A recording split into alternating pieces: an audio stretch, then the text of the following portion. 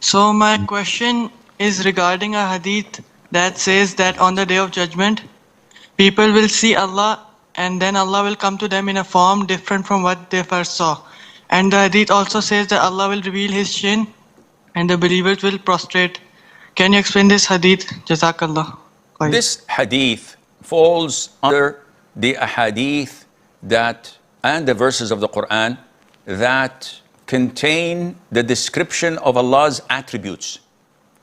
Ahlul Sunnah wal Jama'ah believe whatever is mentioned in the Quran and in the Sunnah. They believe that the Quran and the Sunnah were revealed in the tongue of the Arabs. They believe whatever the Prophet said alayhi salatu wasalam and was accepted by the companions and the tabi'een and the tabi'it tabi'een of the first three favored generation. And they believed that Allah Azza wa Jal laysa kamithlihi shay. There is nothing like unto Allah Azza wa Jal.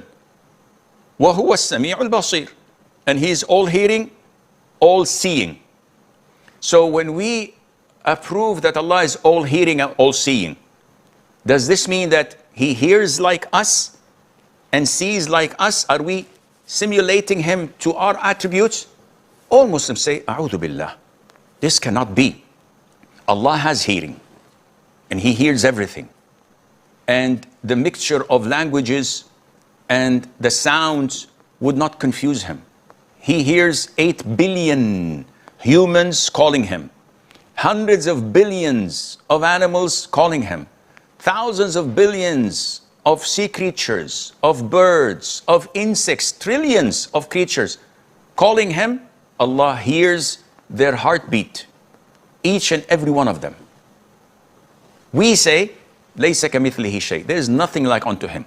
So His hearing, His seeing is never similar to any of our attributes. Likewise, when Allah describes Him Himself of having 2 hands in the Quran and having a face and having 2 eyes and having a shin and having feet, all of these we believe in, but we don't go to the extent of those who give Allah simulation to His creatures. Oh, you mean that Allah has hands like this? A'udhu billah. You're crazy? How dare you speak about Allah like this? You said Allah has hands. I didn't say. It's the Quran and it's the Sunnah. And if you go through the Quran, and you will find that وَمَا قَدَرُ اللَّهَ حَقَّ قَدْرِهِ وَالْأَرْضُ جَمِيعًا قَبْضَتُهُ يَوْمَ الْقِيَامَةِ. That Allah is saying that you did not give Allah His true and fair estimate when the whole earth is in His fist and the heavens are folded in His right hand. This is what Allah says. So, yeah, Allah doesn't have hands. Then you're saying that the Quran is wrong? No, this is a metaphor. The Arabs understand what is a metaphor and what isn't. The Prophet ﷺ taught us, explained to us that this is as it is. We don't give how or similar to or like so and so. And we don't say He doesn't have these attributes. No, we affirm them. But we know that His attributes are so divine, they're unlike anything that crosses your mind. An elephant has a hand and an ant has a hand. They are not the same. I have a face and a horse has a face and a hippo has a face. Our faces are not the same. My wife may disagree, but so beside the point, Allah Azza wa Jal is described in the Quran and the Sunnah, and we take these attributes for what they are without twisting the meaning or trying to give a simulation to it. Putting in mind, there is nothing like unto Him in His whole hearing, all seeing. Does Allah have a shin? Yes, this is mentioned in Surah Al-Qalam. Allah says, يَوْمَ يُكْشَفُ عَنْ سَاقٍ وَيُدْعَوْنَ إِلَى السُّجُودِ فَلَا يَسْتَطِيعُونَ. On the Day of Judgment, Allah would reveal His shin, and every believer, man and woman, would go and fall in prostration. Only the hypocrites would attempt to do it, but their backs would be still and stiff, and they won't be able to prostrate. And this is mentioned in the Bukhari and Muslim, in the Sahih Hadith. So now you're telling me to reject the Quran to reject Bukhari and Muslim. Accept it from whom then? Oh, from Tom, Dick, and Harry, who came on the 6th or the 7th century, twisting the meanings of the Quran and the Sunnah and rejecting whatever. Sorry. I'd rather follow the footsteps of the Prophet ﷺ, his companions, the Tabi'een and the Tabi'it Tabi'een, wherever that would lead me. And I know it would lead me to Jannah.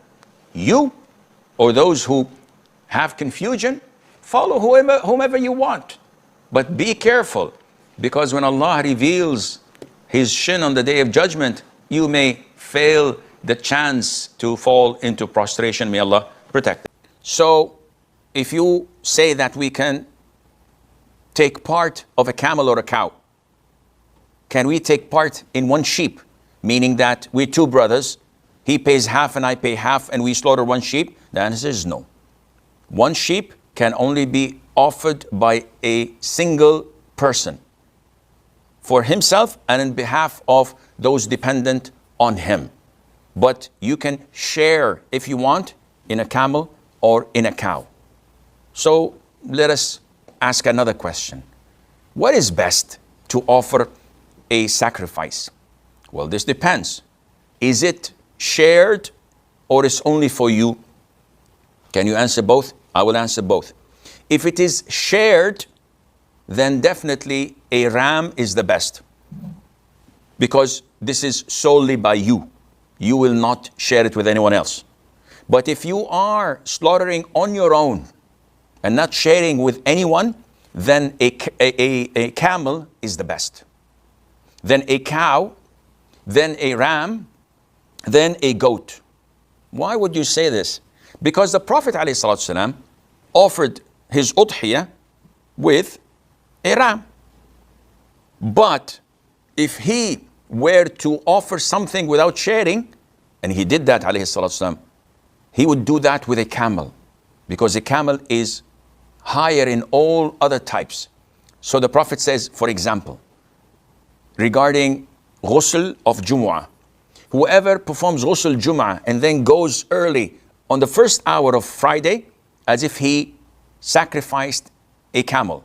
If he went in the second hour, as if he sacrificed a cow. If he went into third hour, as if he sacrificed a horned ram, which means that the best of sacrifice and the highest grade of them is a camel. But this is when you slaughter and offer the sacrifice only for yourself, without sharing it with anyone else. If I had the options of either sharing a cow or a camel, or separately slaughtering and sacrificing a sheep, definitely a sheep is better. But if I had the options of either slaughtering a cow or a camel only for myself, or a ram, no, sacrificing a cow or a camel is better because it's greater.